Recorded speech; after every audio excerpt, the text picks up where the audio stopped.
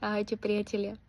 Bola som prizvaná cez Astáriu vytvoriť nádherný liečivý priestor na dátum 11.11 majstrovského čísla vzniku a najvyššej pravdy a spojenia s vyšším vedomím, so stvoriteľom.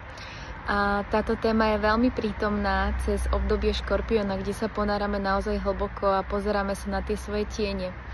A práve ten prvok toho bezpodmienečného prijatia, uvoľnenia odporu je pre mňa veľmi prínosnou v tom celom. Takže vás pozývam do tohto priestoru úplnej jasnosti a pravdivosti k sebe. A veľmi sa teším na to, čo z toho vznikne, pretože vždycky tie témy sú šité na mieru pre skupinu a budeme otvárať naše vlastné témy a zdieľania a skrz to sa pozerať tým zrkadlom do seba, do našich vnútorných svetov, ktoré sú teraz veľmi prítomné a práve to obdobie nás volá ísť dnu hlbšie skrz a pozrieť sa na to očami nového videnia a zahodiť tie ilúzie a filtre, ktorými sme ovplyvňovaní alebo ako sa vidíme.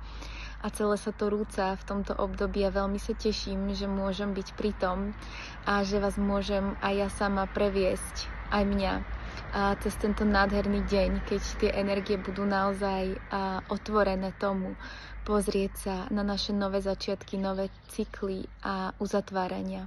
Takže 11.11 o 6.00 sa vidíme. Ak máte volanie, tak na stránke Astárie sú všetky informácie. Veľmi sa teším a prajem ste krásne dni ponoru.